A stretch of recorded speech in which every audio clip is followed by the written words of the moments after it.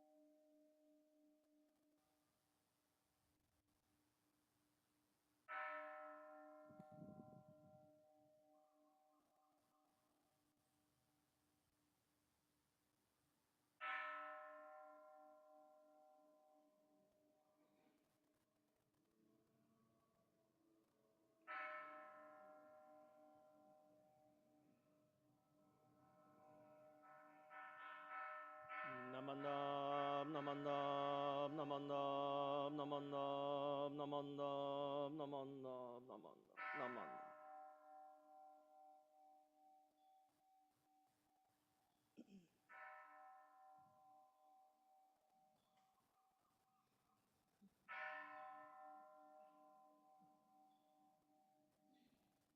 Aloha. Happy early Father's Day and welcome everyone to this morning's service. A very warm welcome to our home guest speaker, Raymond Takiue Jr., for flying over from Honolulu to be with us and his family. Although a week early, today we celebrate all the fathers of the world. I'd like to read a poem entitled Dad, which was found on the internet, author unknown. Dad, he never looks for praises. He's never one to boast. He just goes on quietly working for those he loves the most. His dreams are seldom spoken. His wants are very few. And most of the time, his worries will go unspoken too. He's there, a firm foundation through all of our storms of life, a sturdy hand to hold to in times of stress and strife, a true friend we can turn to when our times are good or bad. One of our greatest blessings, the man that we call Dad. Hi, I'm Mimi Bergstrom, and I'll serve as your MC today. Assisting at the temple with technical support are the Zoom crew members, Alan Matsumoto and Darren and Lynn Katayama. Corinne Chong is our organist, and Betty Takiue will lead the singing. Let us start the service today by rising for the Vandana and Tisarana, led by Reverend Blaine. Please chant both in Pali and English parts together with him.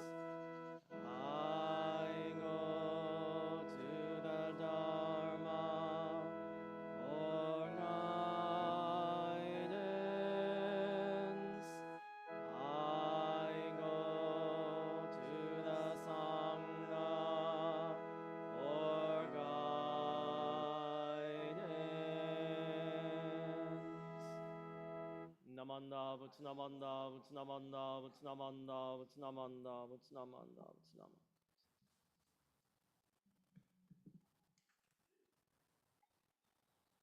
Please remain standing for an aspiration which will be shared with Reverend Blaine. Please join me in Gasho. We gather this morning as friends in the Dharma, as fellow travelers along the journey of life. Today we honor and offer gratitude for our fathers in whatever form or fashion they come into our lives. Biological fathers, stepfathers, adoptive and foster fathers, grandfathers, spiritual fathers, and all the uncles, brothers, and friends who, whether they know it or not, have helped to fill the role of a father in someone's life.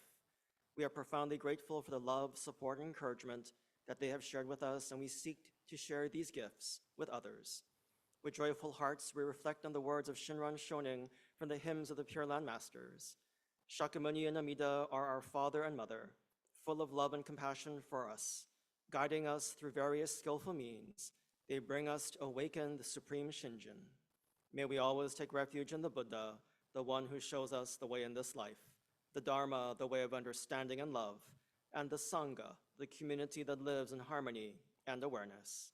Entrusting in the Buddha of all-inclusive wisdom and all-embracing compassion, we call Amida's name in profound gratitude, abiding joy, and a heart-centered awareness for the miracle of each unrepeatable moment. Namo Amida Butsu. Namo Amida Butsu. Namo Amida Butsu. Namanda Butsu. Namanda Butsu. Namanda Butsu. Namanda Butsu. Please be seated. We will now have the offering of the incense. We invite all Sangha members in attendance to come up and offer incense if you wish, starting with the front rows and moving towards the back. Please use both incense burners.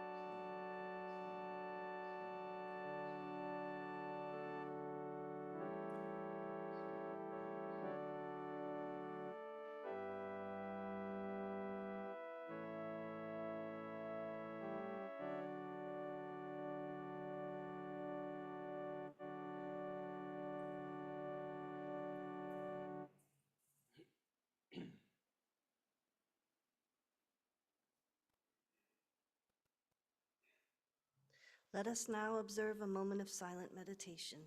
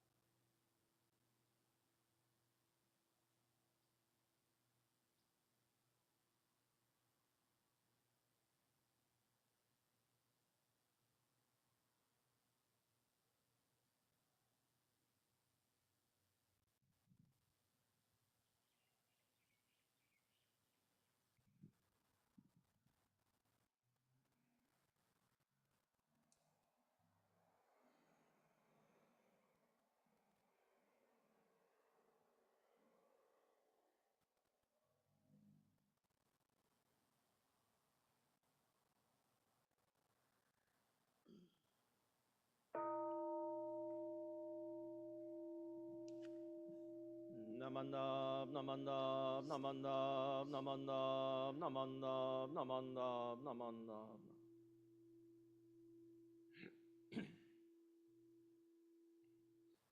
Reverend Blaine will now lead us in chanting Gasho to Amida. Words can be found on the laminated handouts and in the back of the pews or on the screen.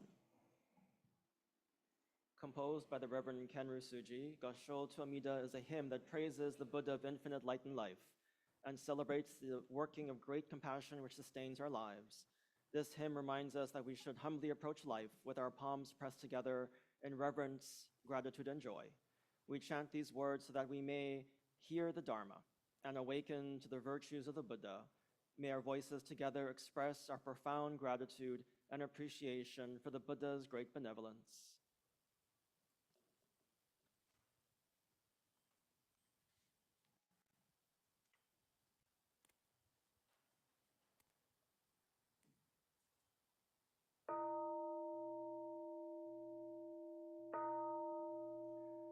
Namo Amida Butsu. I recite Amida's name with deep joy and gratitude. I gasho to Amida. Trees and grasses and flowers all grow in great compassion. This light shines throughout the world. I gasho to Amida. Flowers bloom and flowers fall. From the seed sprout new flowers. This is the truth unchanging. I gasho to Amida. Springtime brings the happy birds.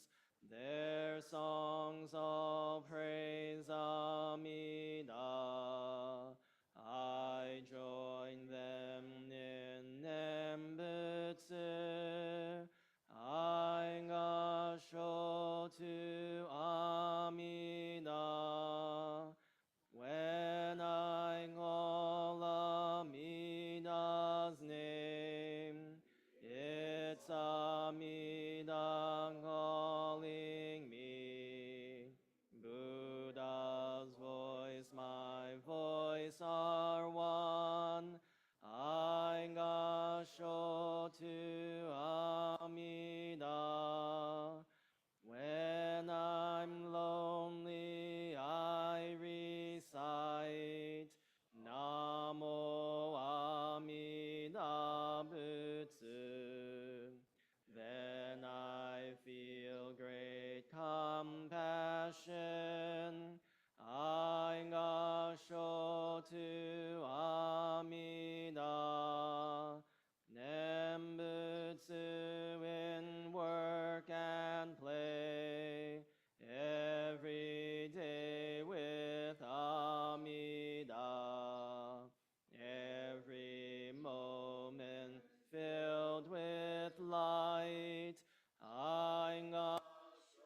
to Amida.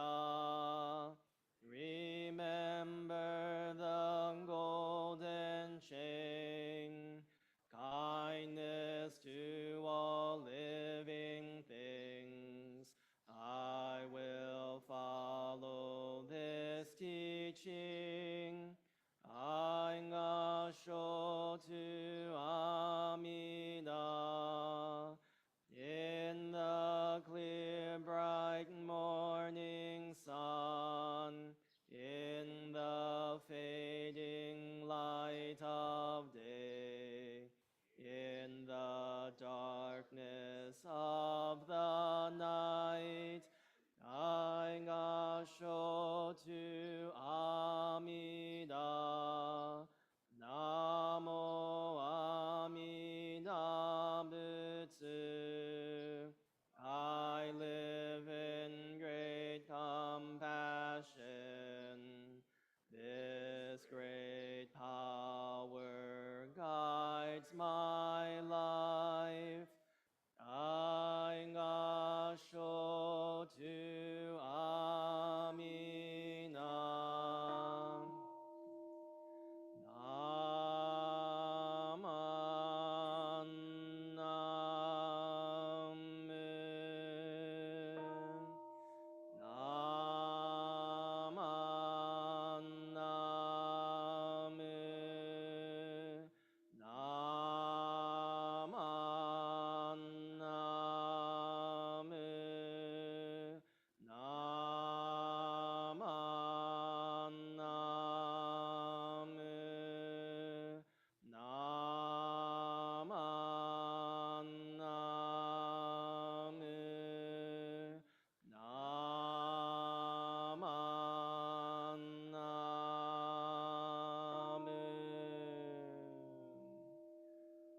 The virtue of Amina's vow is shared equally by all, together attaining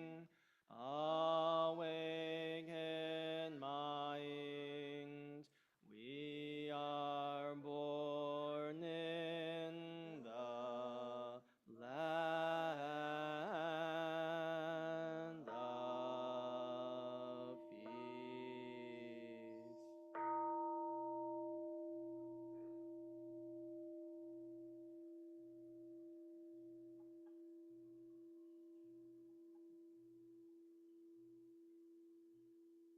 Namannabu, namannabu, namannabu, namannabu, namannabu, namanda, namanda, namanda, namanda, namanda. Please rise for the Gatha Hotokesama 2. Words can be found on page 93 in the Purple Gatha book and on the screen. Again, page 93 in the Purple book.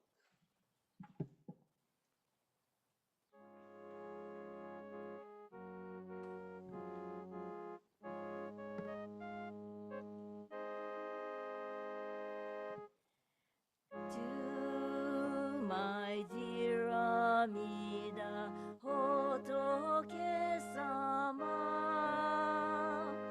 when I call your name, I think of my mother.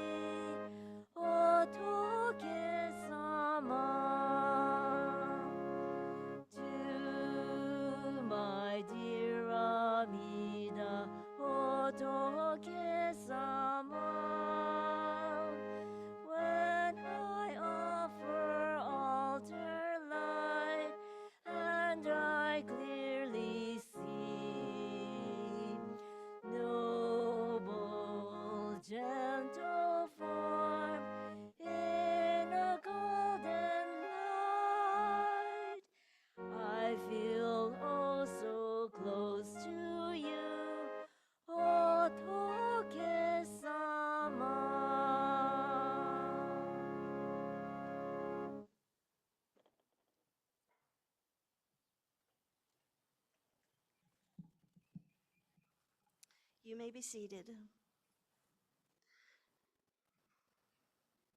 Today, I am happy to introduce our guest speaker, Raymond Takiue Jr.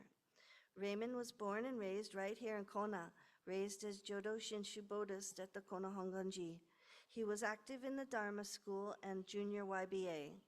Upon graduating from Konawaina High School, he moved to Honolulu and attended the University of Hawaii at Manoa, where he obtained a BBA in marketing. During that time, he also became a member of the Mo'ili'ili Honganji and the BSC Fellowship Club. Raymond became more actively involved at Mo'ili'ili Honganji in 2002, founding the Bonbu Club for young adults. He went on to serve as the temple board and served as the Kyodan president from 2018 to 2022. He is known as the AV guy at Mo'ili'ili, where he puts together the slide program to accompany the weekly service and coordinates the Zoom broadcast along with his team. In 2015, he began training in the pre-Tokudo program and became certified as a minister's lay assistant. In 2018, he completed the Jodo Shinshu correspondence course. He is currently working to get his Tokudo, or initial ordinance, in the Honganji tradition in October of this year. Raymond has worked at Oahu Mortuary since 2016 as the funeral director. He also volunteers at his daughter's Scouts BSA troop as an assistant scoutmaster. He is married to Arlene and has two children, Jaden, 19, and Kayla, 17. Please give him a warm welcome home and aloha to Raymond Takiue Jr.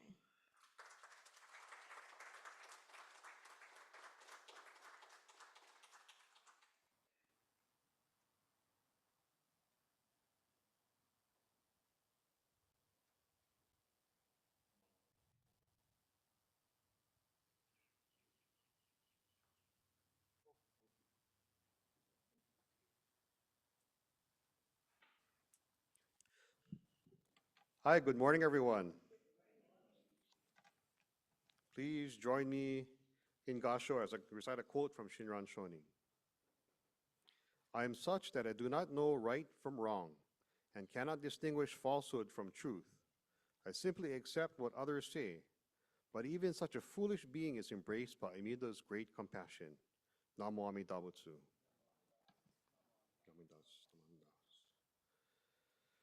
Good morning. It's great to be back home in Kona and to see so many familiar faces and also many new ones. This is a special weekend for myself and also my family. My brother Jeffrey, who moved to Tennessee several years ago, had come back home with my nieces and nephews. I haven't seen him in over 5 years, and they've grown quite a bit. My brother Jeffrey, who moved to Tennessee, while we were only able to see each other for a few hours before they returned on Friday, those are very precious moments to be able to reconnect. I was also able to meet up with my youngest brother, Sean, and his wife, Ray, who I haven't seen in a while as well. The other occasion that I had this weekend for me has been celebrating Father's Day and then the 51st anniversary of making my dad a father. It's always special. It's always special when I can spend my birthday back home here with my family. A few weeks ago, I was actually the speaker at our Mother's Day service at Mo'ili'ili. To draw inspiration from our Dharma talk, I looked to our tradition and the mothers in Jodo Shinshu for that talk. For this talk, I took a similar approach and looked at our fathers in our Buddhist tradition. So for Siddhartha Gautama, as you may recall from Hanamatsuri, which we had a couple months ago, he was born in the Lumbini garden to Queen Maya. I love you guys Hanamido too, because you guys actually use real flowers. Ours one has stickers on it, so we don't put flowers on it. But I always enjoyed decorating that growing up as well. Anyway, so as you may recall from the Buddha's birth story, soon after Siddhartha was born, Queen Maya passed away. So King Suddhodana took on Queen Maya's sister as his wife, and he became the adoptive mother of Siddhartha. a hermit, Asita, came down from the mountain and made a prediction about Siddhartha. Said that this prince, if he remains at this palace, in this palace, when he grows up, he will become a great king and subjugate the whole world. But if he forsakes the court life to embrace a religious life, he will become a Buddha, a savior of the world. Of course, King Suddhodana, being the king, wanted the best for his son. And in his eyes, it was not to be a hermit like Asita. So he surrounded Siddhartha with luxuries and shielded him from anything that would take away from that, concealed the realities of life that might lead him to become a holy person. One day, Prince Siddhartha wanted to go out and see land outside the palace walls. On his first journey, the street was lined with young, healthy people, just as had been surrounded by him in the palace. And of course, this was by design. So it's from his father to further shield him from the outside world. An old man stumbled across the parade, and Siddhartha asked his chariot driver, who was this person, and why did he have white hair? He had never seen white hair on an old person before in the palace. His driver said that he was an old person and that this was the reality of life, that everyone gets old. A few weeks later, Siddhartha went out to another gate and came across a person who was diseased and sick. He had never seen anyone that was like that before, and he asked his charioteer about what was wrong with that person, to which he replied that he was a sick person, and that throughout our lives, people get ill. On the third outing, Siddhartha came across a funeral procession. He asked how come the person wasn't waking up, and why was he so pale? The charioteer replied that the person had died, and the death was unavoidable and happens to all of us. The prince went back to the palace and thought about all of these things of what he saw, and finally the prince went out the fourth gate and came across an ascetic, or a person who gave up the pleasures of normal life in pursuit of the truth. With all this old age, sickness, and death that Siddhartha was now aware of, that affects all people, he saw that the holy man, in despite of all of this, seemed to be at peace. From that point on, Siddhartha decided to leave this world of luxury and become a person of understanding of the true nature of life. And you guys probably know the rest of the story, that Siddhartha ended up, meditating under the Bodhi tree and becoming Sakyamuni Buddha. For Shinran Shonin, who's the founder of our Jodo Shinshu tradition, his father was Hino Aonori, who was a member of the Fujiwara clan. It was said that he had passed away when Shinran was young, as well as his mother, and which led him to entering the Tendai Monastery at age 9. After that, he was raised on the monastery at Mount Hiei, where he studied Buddhism before leaving them behind and seeking out Honen, who had founded the Jodo school of Buddhism. After a few years studying with Honen, this Buddhist tradition was not exclusive. This is a Buddhist tradition that was not exclusive to monks and aristocrats, but could be practiced by commoners and like us alike. They were seen as threats to the establishment and established religion there, so they were subsequently exiled to different parts of Japan, with Shinran being sent to Ichigo. Shinran considered himself neither monk nor a layperson, and had taken the name Gutoku, or foolish, stubble-headed one. He took a wife, Eshini, and went on to father 7 children. The youngest was, you guys remember what the name was? Remember, it was Kakushini. Kakushini was the youngest daughter. According to history, the year that Kakushini was born was the year that Shinran began writing the Kogyo Shinsho, or the true teaching, practice, and realization of the Pure Land Way. This was his magnum opus, and it's in the real thick book that Reverend Blaine probably has some laying around somewhere back there. In the collected works of Shinran. So I'm imagining Kakushini being raised more by her mother than by Shinran as he was working on his magnum opus. He was around 45 years old when she was born, but even so, Kakushini was close to her father. She took care of both her parents as Shinran and Ishini got older, and was key to the growth and development of the Honganji, and established the foundations and center for his followers to transmit Shinran's teachings for generations. Her descendants became all the Gomonshus that all trace direct lineage back to Shinran Shonin himself. I was looking right up here on the wall over here. He's right there. That's the current Gomonshu. The Catholic Church just elected their 267th Pope. Do you know how many Gomonshus we've had in the Honganji? You guys know? 25. Okay. Do you know how many individuals? So last night was interesting. We were working on our family tree, and we're going back and looking at all the people because I'm home and we have all the records here. So we're kind of going through all of that. So do you know how many individuals make up 25 generations of Gomonchus? I looked it up. It's like 67,108,863 people. That's amazing. Yeah. In Joro Shinshu, we learn that our lives are not isolated or self-made. We are deeply interconnected. Every moment of our existence is supported by innumerable causes and conditions. This teaching is dependent origination reminds us that we're not separate beings walking through life alone. Rather, we are carried forward by the compassion and efforts of others. While there are many kinds of fathers, the common thread is that they have a love for their children. This may manifest itself in different ways. Some may spend a lot of time with their family. Others may have to work to support the family and may not be around quite as much. Children represent the bloodline of continuing to the next generation. And for most fathers, there's an instinctive desire to support them and hope that they have a better life. King Suddhodana, his desire for Siddhartha to become a great king, didn't quite pan out the way that he wanted it to. But Siddhartha went on to become Shakyamuni Buddha to show us the Amida's boundless and wisdom and compassion. I'd say that he eventually became proud of how the prince turned out. For Shinran, with the loss of his parents, he didn't have anyone related by blood to take care of him. And in becoming a monk, the other monks became his father figures. When he sought out Honen, even though it was for a relatively short time, you could say that he became a father figure as well. Even if Honen didn't have any biological children, you can say that his followers looked to him as a father figure. The point I'm trying to make here is that as they say, it takes a village to raise our children. Whether you have children or not, each of you has influenced countless others. Be mindful that this is both in positive and negative ways.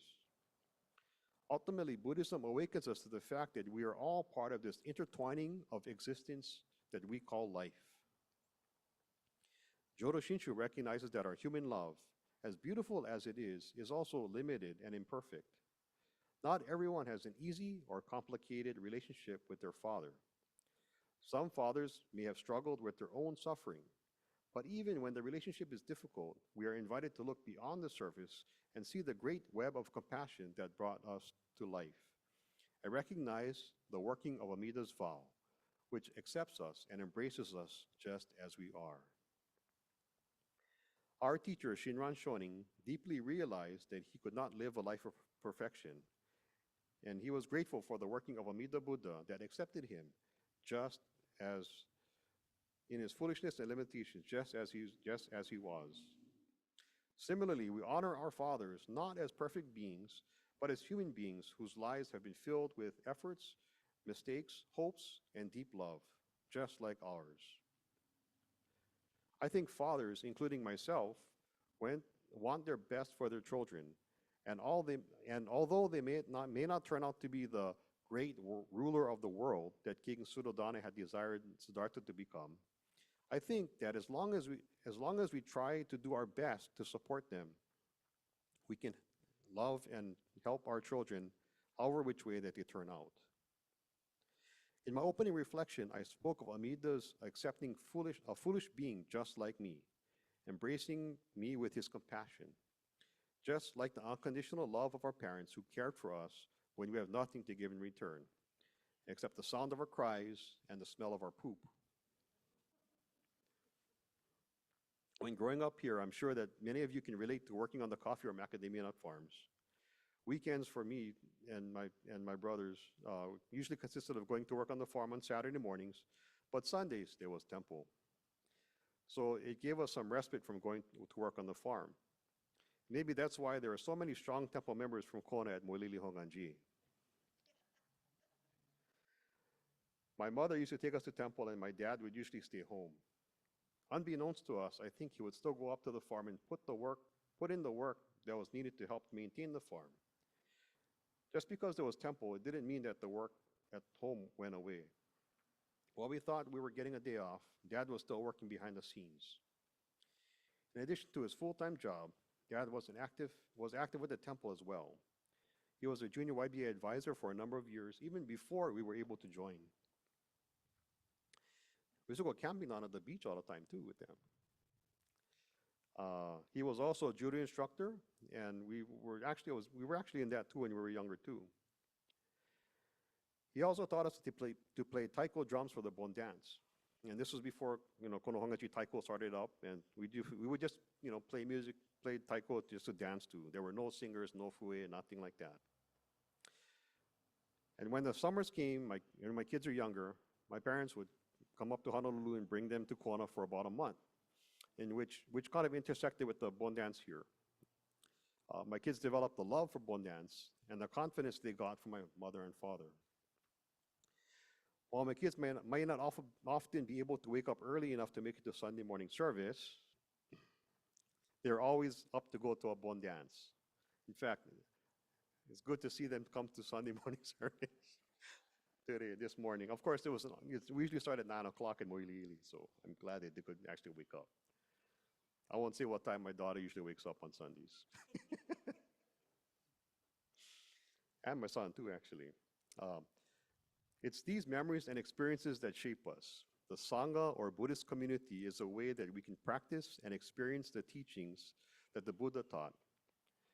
This is why having a strong, diverse Sangha is so important, not only to support our family, but also our temple family as well. I've gotten to the uncle stage where young people, and even some of the older ones, start calling me uncle, and my wife auntie. And I think the first time I got the uncle call out was right here in Kona. We had a class reunion, I think, and I think one of the parking attendants that was trying to tell us where to park, hey, uncle, go parking lot over there. I'm like, oh my God, I'm in uncle stage already. Whew. This is like years ago too, and I'm like, wow.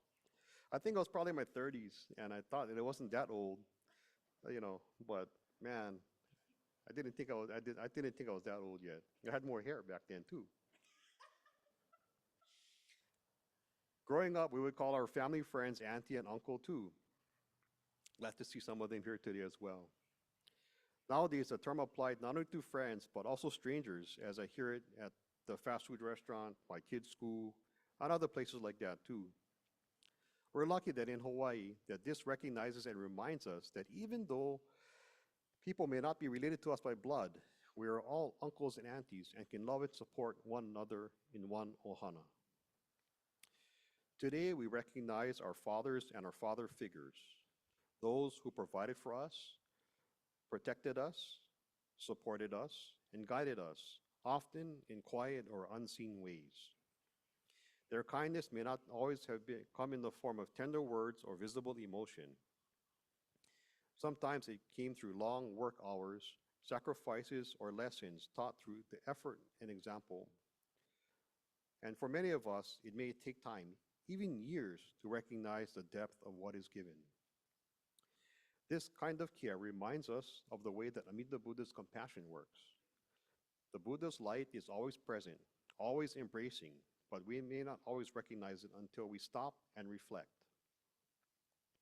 Shinran Shonin teaches us that Amida's vow reaches all beings, not just the wise or devout, but all of us who struggle in this life of impermanence and difficulty. In the same way, a parent's love is not always understood at the moment, but it lives with us nonetheless. Shinran's power often reminded us that the path of awakening is not about self-power, but about trying to be pure or perfect through our own effort. It is about awakening to the reality of interdependence, that we are not alone, that our lives are supported by countless causes and conditions that we did not create. And one of the great causes for many of us is our Father. There's a passage from the Wasan, the hymns of Shinran, that says, when we truly know Amida's primal vow, we naturally join our palms together and say the name Say the name. Joy arises, gratitude fills our hearts, and we aspire to repay this deep kindness. This is not a transactional gratitude, not a you give me something, I'll give you something back.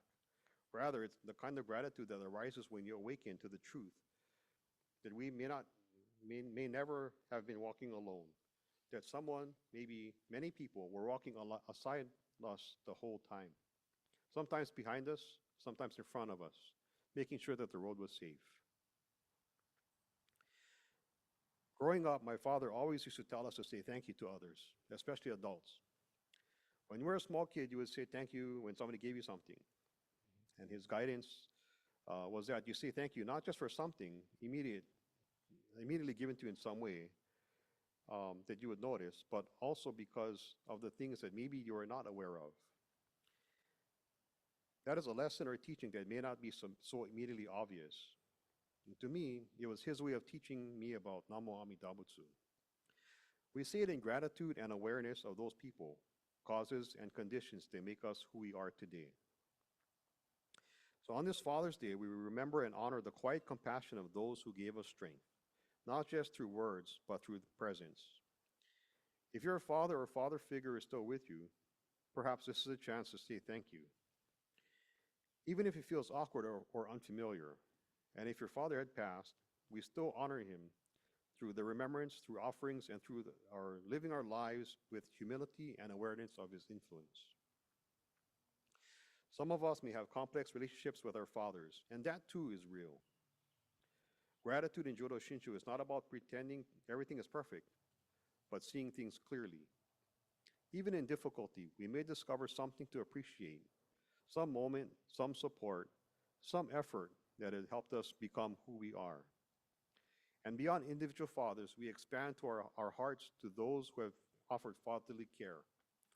Teachers, mentors, relatives, and community members. We even see in Amida Buddha the boundless and unconditional compassion that embraces us as like the perfect parent, always accepting, never judging, and always welcoming us home. So today, let us join our hands in Gasho, not in celebration, but in reflection.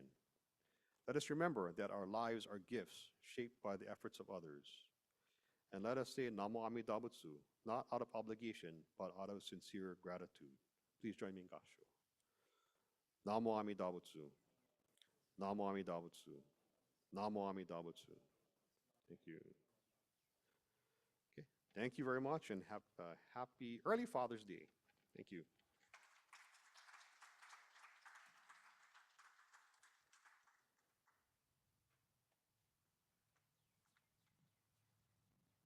Thank you for your Father's Day message, Raymond. Let us all recite the golden chain of love for today's unison reading. Words can be found on the laminated handouts in the back of the pews and on the screen. Please join me in reciting the words out loud.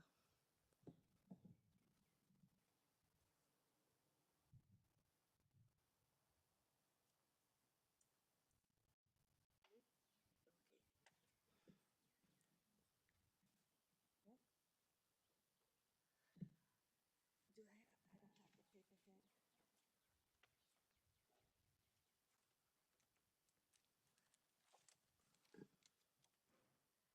Sorry. I am a link in Amida's love that stretches around the world. I must keep my link bright and strong. I will try to be kind and gentle to every living thing and protect all who are weaker than myself. I will try to think pure and beautiful thoughts, say pure and beautiful words, and to do pure and beautiful deeds, knowing that what I do now depends not only on my happiness or unhappiness, but also to those of others. May every link in Amida's golden chain of love be bright and strong, and may we attain a perfect peace. Namo Buddhaya. Namo Buddhaya. We will now have the offertory presentation. Mahalo everyone for your generous contributions.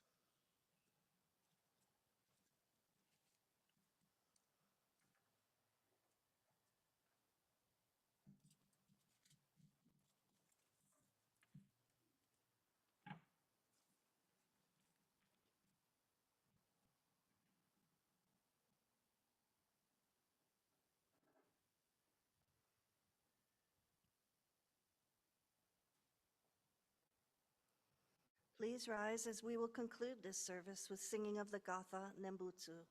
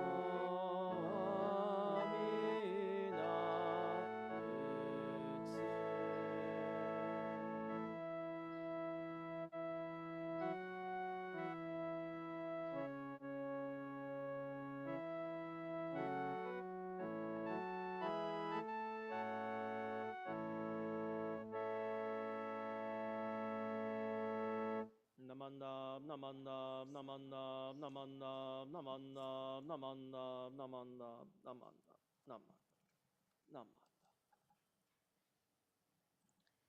You may be seated. This concludes today's Father's Day service. Here are some announcements. Upcoming schedule of service, events, and reminders.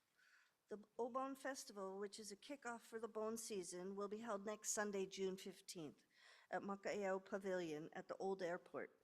It's a free community event with lots of craft fair booths and food vendors, plus taiko performances, and of course, fun. And fun bon dancing. The craft fair opens at 2 p.m. Bon dancing will begin at 4 and end at 7 p.m. We will be grateful for any help in setting up and breaking down, assistance with the comfort crew, and manning the church donation retail booth. Also, we're most appreciative of monetary donations and/or drinks or bottled water, canned soft drinks and juices. There's still time this week, so please contact the temple office if you can volunteer, and also drop off your monetary and/or drink contributions as soon as possible. Mark your calendars and join us for good eats and joyful bon dancing. There will be no service on Sunday, June 15th due to the Obon Festival. Regular 10 a.m. Dharma service will be held on Sundays, June 22nd and June 29th. Bon dance practices begin in preparation for the Obon Festival, held here at the Social Hall, 7:30 on Monday, June 19th, and again on June 12th. Any other announcements, Reverend Blaine or anyone else? Great. Again, thank you very much to Raymond for coming home to Kona. And another example of Mo'ili Ili Hongachi. So, we've known each other for many years since I first joined Mo'ili Ili as well back in the day. So I'm so glad to hear that, and I'm so glad that he is moving towards his ordination, Tokudo, about time. Yes. So, but I also want to thank, I also want to congratulate Caleb for graduating from McKinley High School. Yeah. So thank you. Congratulations. So, and then also welcome to Susan and Raymond, all senior as well. So it's always nice seeing you in Temple. So, and thank you all for being here. Thank you all very much for your donations for the Bon Fest coming up. It really makes a difference and a big help. And we look forward to kicking off the Obon season and having a good time for the community. Again, thank you also to Mimi for being our MC this morning. So again, thank you, everybody. So, oh, Myrna, sorry. Yeah.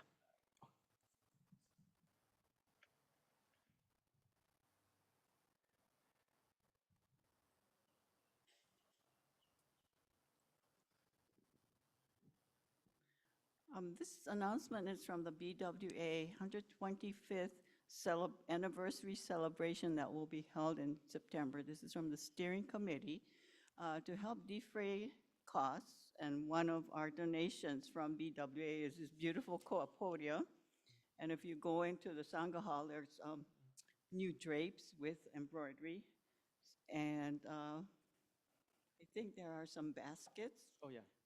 So the baskets that were used during the Gotane service we had a few weeks ago, those are called kero, and those are flower baskets that are used in rituals. And so the BWA graciously donated 2 flower baskets for use at the temple. So mahalo to the BWA. Well, thank you for this description. So to help defray the cost of all our donations and the luncheon and to put on this auspicious celebration in September, we are we're planning to hold a rummage sale in August. Plans are still sketchy, but we'd like to put this out to the Sangha members so that you can start setting aside rummage, household goods, clothing, whatever, tchotchkes, whatever. I moved recently and I unfortunately gave away a lot of my stuff, but if you could do this, we would really appreciate it. Drop-off times and places will be announced later. Thank you. Oh, and save the date for September 27th, right, will be the BWA 125th anniversary celebration, service and celebration that's open to everybody on the Sangha to attend. So. And the rummage sale is Yeah. scheduled for August 9th.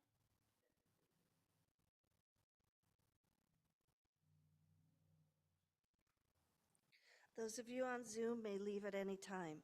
Those of you here in person, refreshments will be served in the conference room. Mahalo to Betty Takiue for providing the goodies. Again, thank you to Raymond Takiue Jr. for sharing a Dharma message with us today. To all the dads, an early happy Father's Day. Thank you for joining us, and we hope to see you at the Obon Festival and at future services. Now let's go have some refreshments.